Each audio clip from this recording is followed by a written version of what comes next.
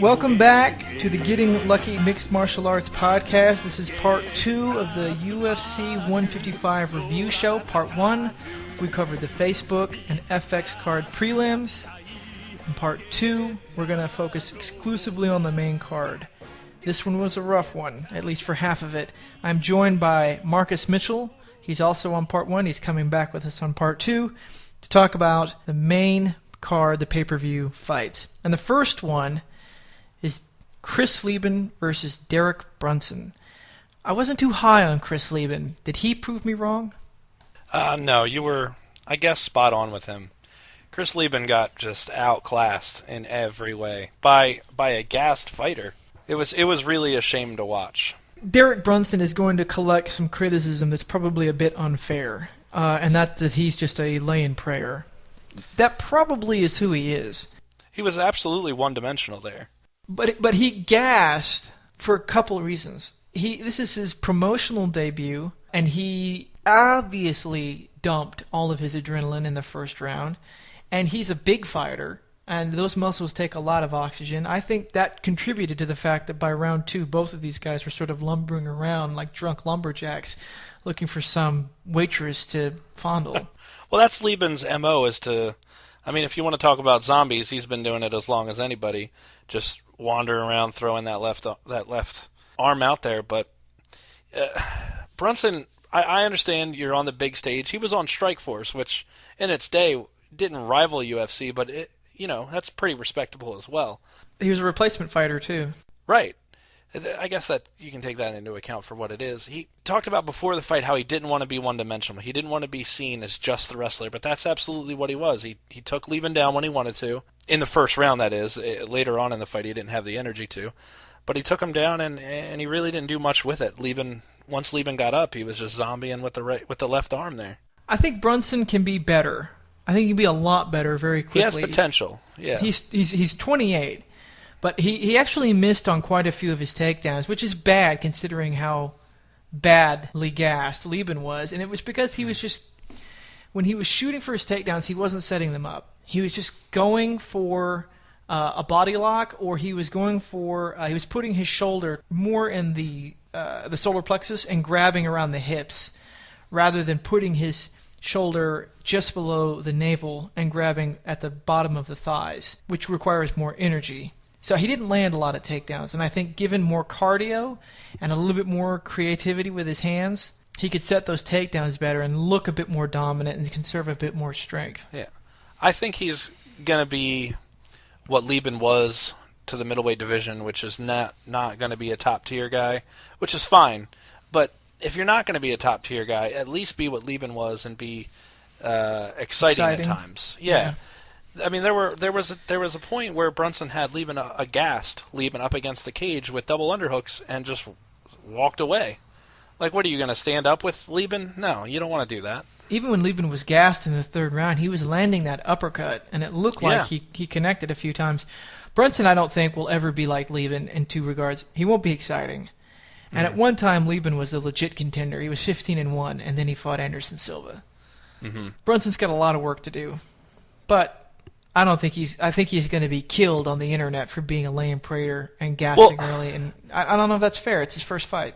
It's probably a little unfair. It's too early to judge, but you could, if you were blind and you weren't watching that fight, from the commentating and the crowd alone, you could tell it was boring. Now, granted, American crowds, for the most part, especially this particular one, this crowd was awful. The second it hit the ground in any facet, the crowd was just, I mean, overwhelmingly booing it. I was not proud of that crowd, but from the commentating alone, you could tell it was boring. You could, somewhere in the third round, Rogan was like, and a takedown.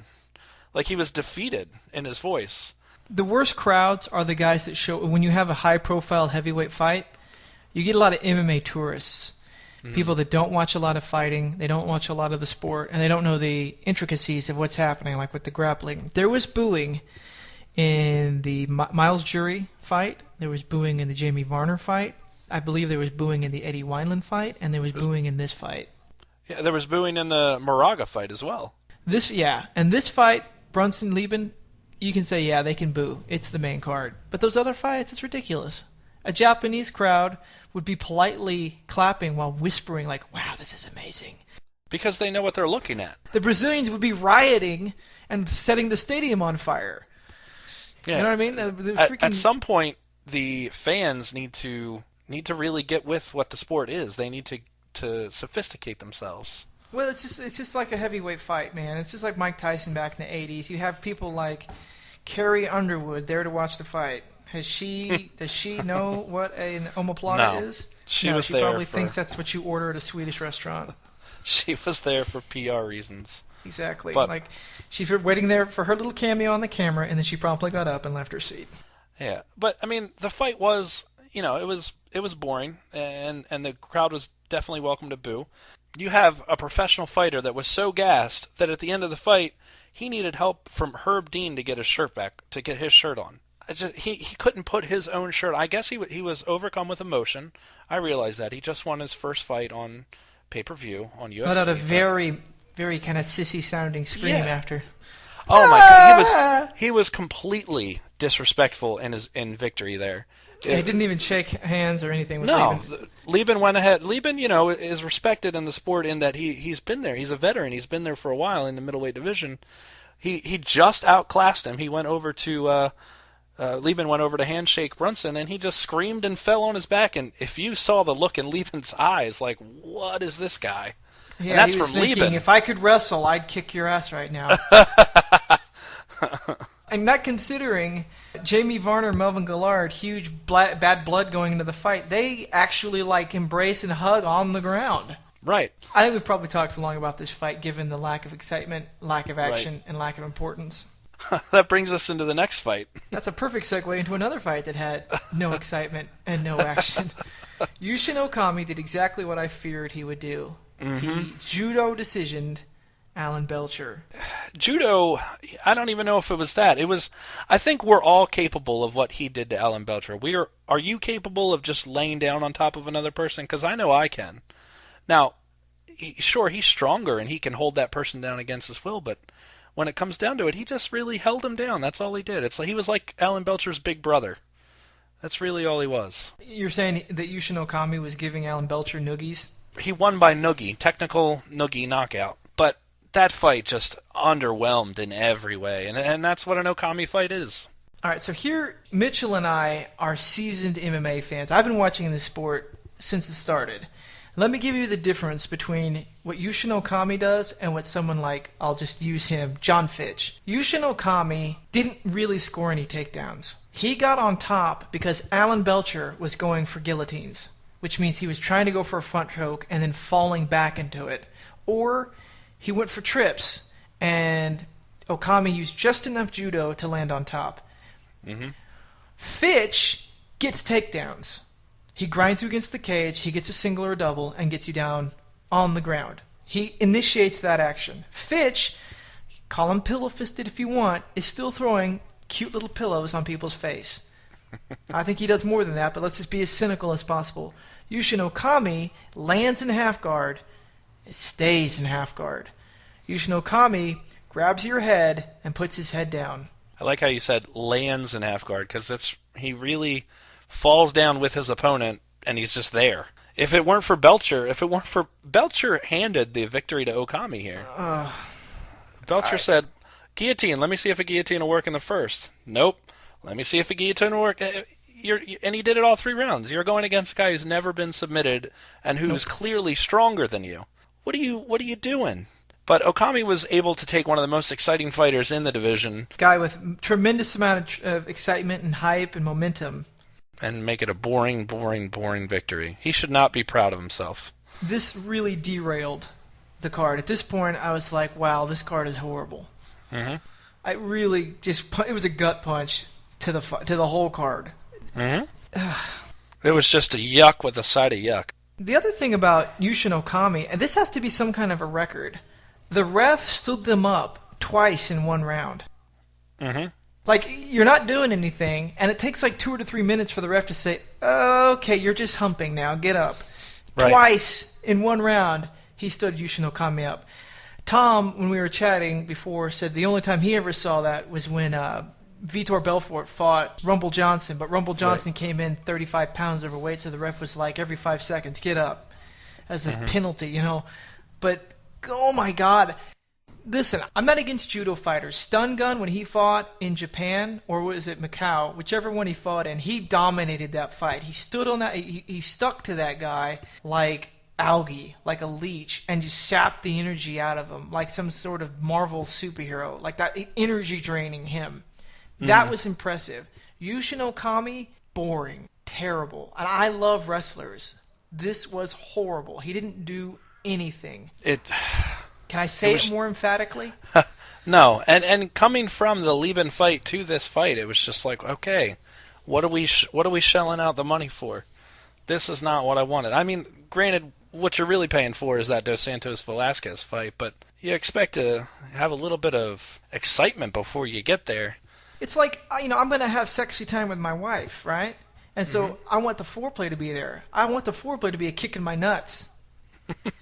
Like by the time I got to the time I got to Kane JDS, I couldn't even get hyped for the fight. No. But I do want to say one thing about Alan Belcher. That tattoo that's supposed to be of Roy Orbison looks like a cross-eyed Kim Jong-il. It does. It is terrible. I Google can't get it. over I'll try to throw one on our YouTube slideshow if I can get a good picture of it. But literally, take a picture of it. He must have got it when he was 14 years old, and since he's gotten bigger, it's stretched out. It's an absolutely terrible tattoo. That's a middleweight fight. It was followed by another middleweight fight, another horrible, horrible, horrible fight, but for different reasons. This one was Costa Philippou defeating Tim Boetsch via TKO, third round. Philippou was a late replacement for Chris Weidman, so this was just another. I think there were 6 fights on this card that were changed around or taken off because of injury. Philippou did a great job standing in for Weidman. Yeah, I mean, you can't really give Philippou any of the blame here. No. But two things happened. And Kim Winslow, Krakow, was the referee. First off, Tim Boetsch got poked in the eye. I'm sorry. Do you look at her when they introduce the referees? Everyone has their sort of signal that they send to their family and friends watching. Yamasaki does the heart to his chest. Yeah, and I think Herb Dean does a salute. She taps her nose like a cokehead. She taps her nose and points to the camera like, you know what's up. Yeah, she taps her nose. Yeah, I'm getting me some blow afterwards. She really does, though. She looks like she's straight out of Breaking Bad. But oh my goodness. So all right, so Tim Boetsch gets an eye poke, and it's a bad one, and he can't see. Now he gets cut. This is item number 2, and the blood.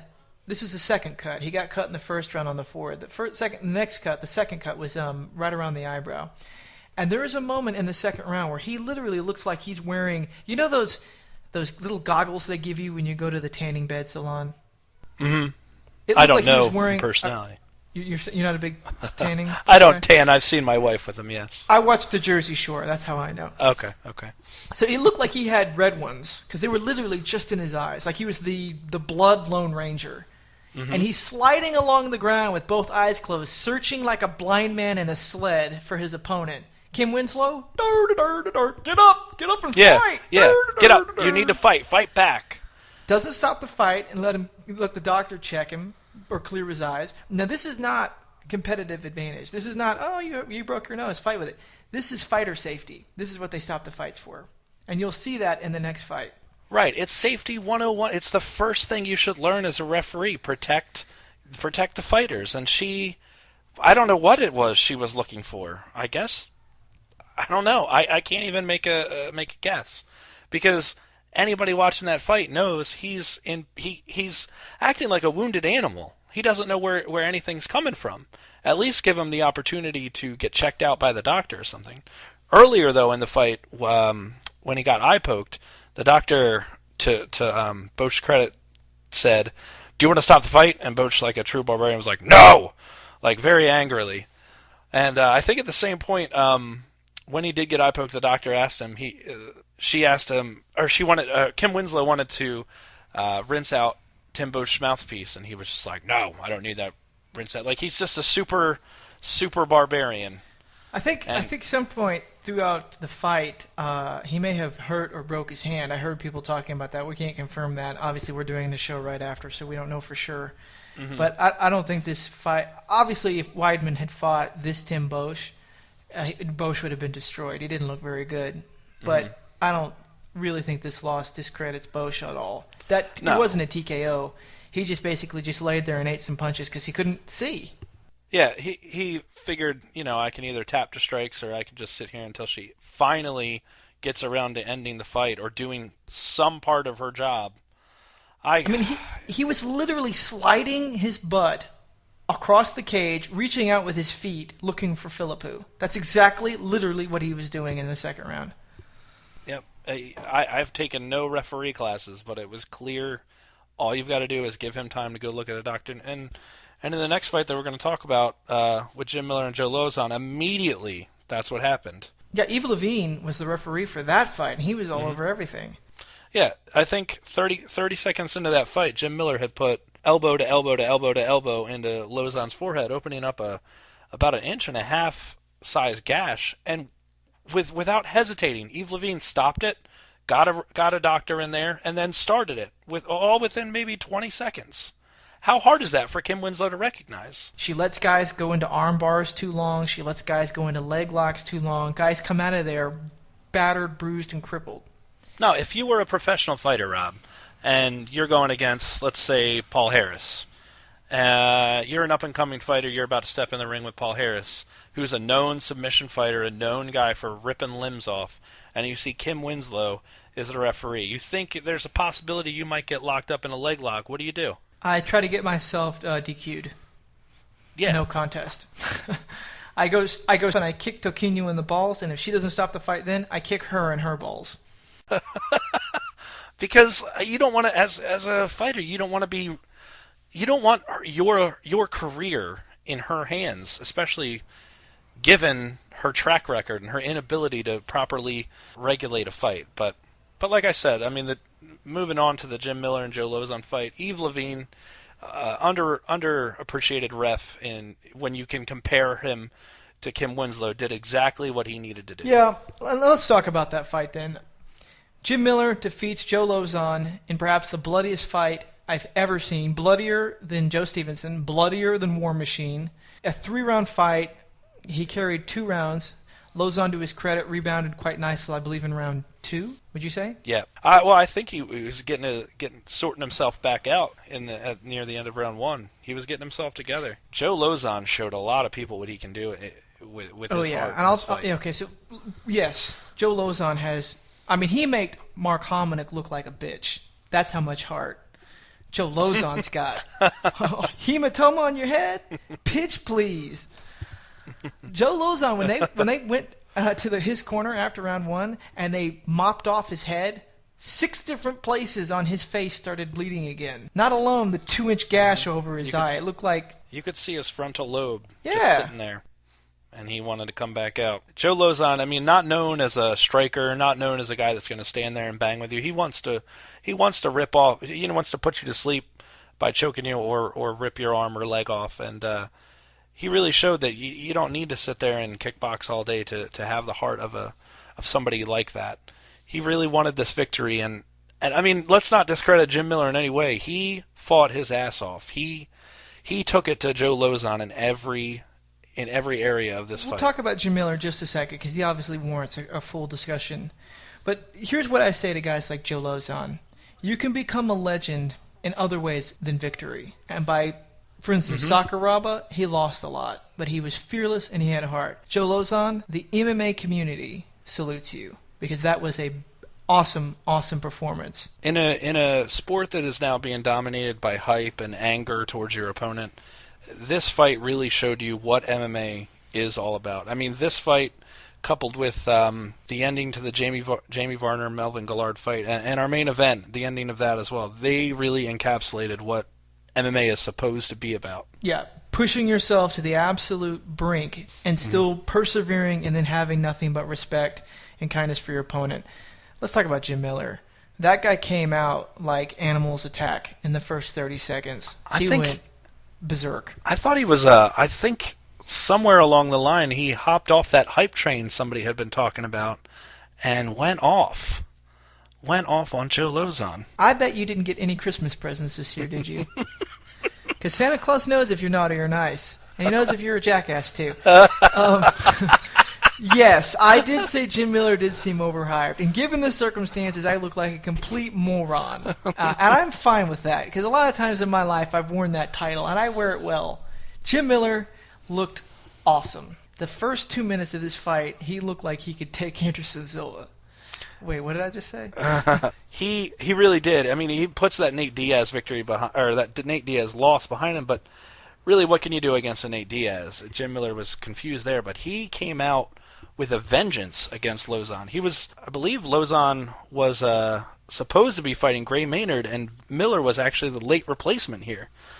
So hats off to Jim Miller as well. I loved what Miller did. He did dirty boxing, but not in the clinch. He got a half plum, I guess you could call it, with his left, and then took his elbow and pulled Lauzon's face into it using that left hand. And he landed all of the significant facial cuts and everything from those elbows. Mm-hmm. So Jim Miller, hell of a performance and a hell of a fight. It's already been awarded Fight of the Night, which certainly deserves. In fact, it's one of the fights of the year.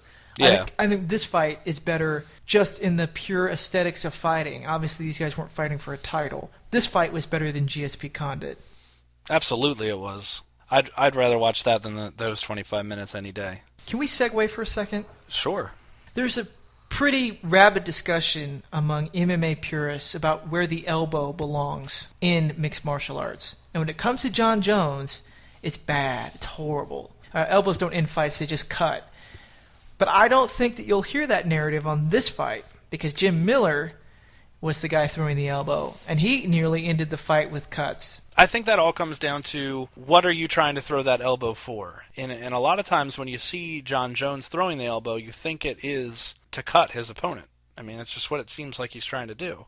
I don't know if that's fair. No, not. I mean, to like second guess the motive. Like, he didn't cut Brandon Vera. He broke Brandon Vera's face. Oh, he did. Yeah, he broke his face. That is correct. No, I mean, some fighters though, they're throwing that elbow in the event that they aren't definitely going to get the victory. They're at least going to cut them up and give their opponent something else to think about. Oh, now I've got blood streaming down my face. And sometimes with some fighters, if they see their blood and they're pouring blood, that takes some of the fight out of them. It's a psychological thing as well. And it did nothing of the sort to Joe Lauzon. Yeah, Joe Lauzon's like, bitch, please. I got 75 quarts of this stuff. No. But you are right. I mean, it is interesting how somebody can, ostracize one fighter for elbows, but I think this is fantastic that he gets the elbow. Seriously, this was a brilliant use of his tools, his arsenal. Like Kenny Florian-ish. Kenny Florian lauded for mixing in elbow strikes. You know what I mean? Mm-hmm. But because people don't like Jones, elbows should be banned. Just watch the narrative on all the MMA sites. Does this make Jim Miller a contender? Well, Jim Miller was a contender. He was actually fighting for number one contendership with Nate Diaz. And, I mean, Lauzon, I think he was definitely far beneath Jim Miller's talent level. But just getting back in the saddle for the first time since May and getting a fight here, I think that helps his credibility. And being a late replacement for Dana White doesn't hurt. It doesn't hurt to do that. Here's another thing. So let's say Gilbert Melendez goes and fights Benson, which I think Henderson will win. Absolutely. Who do you think Jim Miller should fight? Should he get a rematch with Nate Diaz? Should he try to get, if they get Eddie Alvarez, should they throw Eddie Alvarez to Jim Miller? I think he's a top 5 to maybe 4. I think he's capable. Is that too high? No, I think he's capable. I mean, he's fought Benson Henderson. He's fought Nate Diaz. Maybe he gets a rematch with Nate Diaz to see what he can do, or maybe they give him right to Benson Henderson. I don't know. I don't think he's ready for a title shot yet. I'd like to see him face a higher ranked opponent, maybe a Gilbert Melendez, and then go in and work on Benson Henderson again, see what he can do there. I think that once he gets himself into Jim Miller, once he gets himself into these big fights, he fights a little bit differently. He doesn't come out with the same fury that he did here against Joe Lauzon. Well, to give a little bit of credit Benson Henderson, Nate Diaz, not Joe Lozon. Correct. So I don't think it's Jim Miller fighting differently. I think it's more that his tactics, brawling tactics, don't work against those guys. No, he knows that when he comes out to fight those kinds of guys, they have more tools than a Joe Lozon. Joe Lozon's got the ground game and that's it. But Diaz and Henderson, there's more to worry about. So. And just to reiterate, we are being a little bit critical of Lozon, but that guy shot up 25 ranks of respect in my book. Mm-hmm. I can't wait to see him fight again.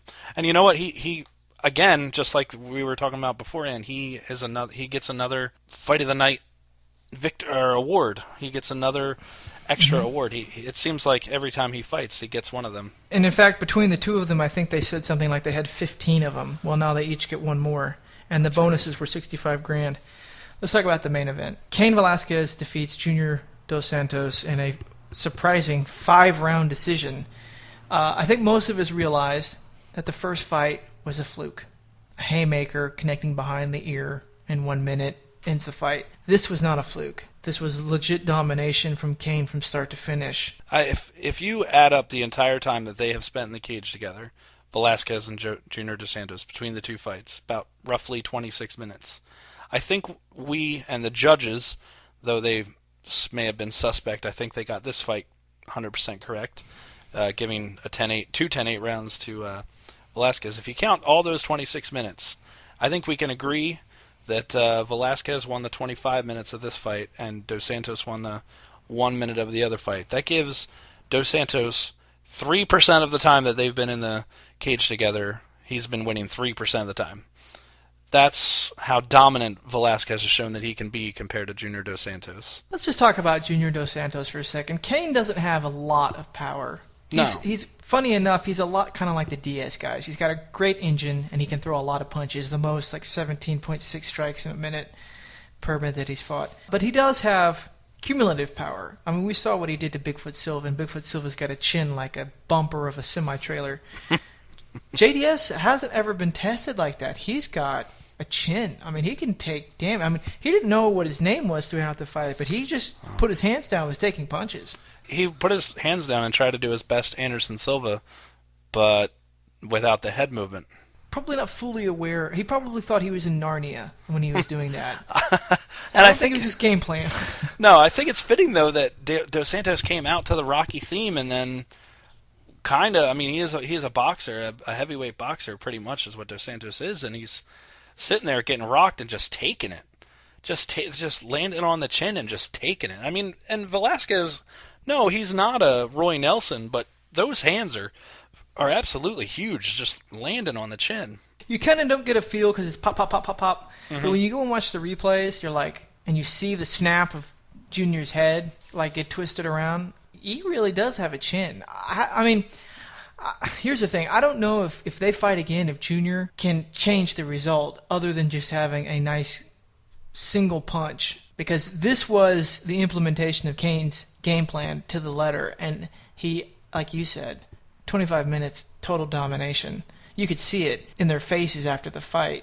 Yeah. Cain had like matte burn on one cheek, and JDS had an eye swollen shut, probably a broken orbital. Right. Both of his lips had swollen up to cartoon proportions. Mm-hmm.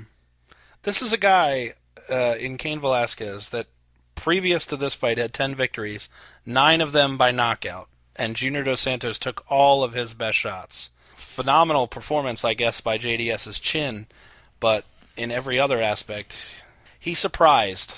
He surprised in a very negative way. JDS had exhibited his great takedown defense. He was getting taken down at the end of the fight when he was tired and when he was dazed, but he was popping up. He wasn't staying on his back. So he had that aspect of his game. Obviously, he still got good hands. He did what I would have thought Chris Lieben would have done, and that is train to not get taken down. It seemed like Chris Lieben had no prior training to getting taken down, whereas JDS really trained and was able to, if he did get taken down, at least get back up. So to his credit, you're right. I mean, fantastic performance there. So, yeah, but here's the thing that I wanted to specifically address. Cain couldn't really get JDS down and pound him. Like, for instance, like Brock Lesnar did to Frank Mir when he refigured his face. JDS still has the best hands in the heavyweight division. He still used his great footwork. He was still moving and evading. Was it just the fact that Kane never stopped coming? There's just constant pressure, and he was doing that, like we talked about this, the Frankie Edgar herky-jerky movement to his head this time that he didn't do the first time? Combine that with the relentless pressure. Is that what won the fight? Because he couldn't really get him down. He couldn't regroup. There was no time for him to regroup once he had been hit, and then he had that in his mind. Okay, he can hit me. Kane can hit me, and now he's a moving target. He's not just leaving his chin there for me to hit this time. So yeah, I think Kane came out and fought a smart fight. It was a little desperate the first, I don't know, couple minutes of the fight before Kane really landed, where he would go for the takedown and completely miss and still just grab at his ankles. That seemed pretty desperate to me. So it looked like JDS had the right game plan up until big collision. Can you say desperate or persistent? Like he knew what he wanted to do and he was going to do it by God at all costs. The way that he was still grasping at his ankles looked desperate. It looked like what a gassed wrestler who knows he's lost the first 2 rounds will do. Now, I think you can admit this. If it looked desperate in the first round, when Kane came out in the second, he had no fear of JDS anymore. No, he came out. He had his hands up, but he came out. Cain Velasquez with swagger. With swagger and ate 2 JDS punches, just ate them, and kept coming forward right out of the gate, and that takes balls. Here's what I think JDS. This is what I think. I'm trying to distill down where it was that JDS lost this fight. I think it was this. Kane was pressuring and he was throwing hooks. Which the favorite punch of non-boxers. Like that's what Chuck Liddell built his career off of, that overhand right or overhand left, whichever. And that's what Kane was doing. And if you watch the first round before he got hurt, JDS was throwing that jab and landing it. But he was only throwing 1 punch. He didn't flurry. That had to be it. It had to be that he couldn't get a hold of the movement. But he was landing that jab. He was landing that jab at will, and I think that has to do with the kinds of punches that Kane was throwing, and the fact that Kane is not the type of at the level that JDS is at. But the head movement definitely threw JDS off. Who else moves like that in the heavyweight division? Not in heavyweight. The only guy I could honestly think of that moves like that's Frankie Edgar, and he's a featherweight.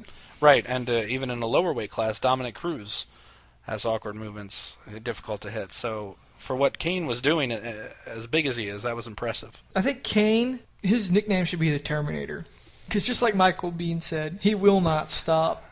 And he did. I mean, no, he didn't. No, I think, and even more to your point, the Terminator, he did say, "I'll be back," and he was. When Kane is at his best, he's pretty damn exciting to watch. I mean, obviously, we've only seen him at his worst in 1 minute. That's a dominant fight. He did exactly what he wanted to do. And we talked about this in the previous show. But this loss for JDS, now some people might think it's great to have a dominant champion like a Mike Tyson. But it's in this heavyweight division where they're very, very shallow after you start to get after the top 3. Having 3 guys that can beat each other, Kane, Jr., and Overeem, makes for a much more exciting narrative than JDS dominating all these other guys. It does. I mean, look at what you have in the middleweight and the welterweight division. You know who's going to win those fights, and it's getting to be that way in the featherweight and light heavy right now with John Jones. So it's great, and that's what the heavyweight championship's always been, just a revolving door. Nobody's ever done what JDS had done, and that's win 9 fights in a row in the UFC heavyweight division. So. With the most knockdowns, too. Right. So it's good to see that the heavyweight strap still is what the heavyweight strap should be. It's one that changes hand quite often, and since the UFC's got belts that just stay in the same place for a very long time, it's good to see that. It makes it more exciting, I think. Apparently the next guy in line after Tough Brazil is Verdum, if he beats Big Nog, and let's face it, he should. Mm-hmm. But honestly, until... I like if you want to look at it in terms of this, and we'll finish on this. You can't really consider the heavyweight title unified, in my opinion, until Alistair Overeem gets to fight the champ, because then you're unifying Strikeforce with UFC. I agree. Overeem, he may not be very good. He may be hype. He may be a steroided monkey. He may not have any cardio, but he's champion 1B. Kane's champion 1A. Yeah, I think also you'd want to throw Cormier into that list as well, but he's talked about since Kane won, he's going to move down to light heavy, but certainly interesting things going on. That's a shame, too. It is. Because Cormier is custom tailored to beat Kane. To beat Kane and to give Overeem trouble. So I think that what we've got going here on the UFC heavyweight division is something very exciting. Throw in maybe an up-and-coming, or back on track at least, Todd Duffy. Throw in Stefan Struve, who's taking strides. He'll get better. Right. He's so young. He is, and he's just so big and seems to have a decent head on his shoulders, and he's in the right camp at AKA. So he's got to. If Cormier goes down to light heavy, that'll be beautiful, because he'll challenge Jones. Oh, I think he should get an immediate challenge to Jones. Well, on that note, I think we should wrap it up. What do you think? I think we've gone long enough. I mean, it wasn't the most exciting card while you're watching it, but it was fun to reminisce. I did say that the Jim Miller-Joe Lozon fight saved the card. It did. I thought. I mean, and again, the prelims weren't bad. They were fun, but it seemed like the first two fights, first three, I guess, on the main card, the Lieben disaster, the wrestle, I guess you can call it wrestling by Okami, and the Kim Winslow massacre, those really threw off this night. But Lozon and Miller delivered, and Junior Dos Santos and Cain Velasquez hit it out of the park. Yep, and to recap, submission of the night, John Moraga. Knockout of the night, we called it Todd Duffy. Fight of the night, Miller versus Lozon, $65,000 each. On behalf of my co-host, Marcus Mitchell, thank you for listening. Let us know if you like us breaking the podcast up into two parts, prelims, main card. Be sure to check out whatculture.com as well as all of our friends at MMAshare.com. Follow me on Twitter at Mr. Lucky Rob. Mitchell, say goodbye to the people. Goodbye, people. Well done, sir. Until next time, we'll be back later this week with an end-of-the-year review with Mitchell and English Tom. See you guys.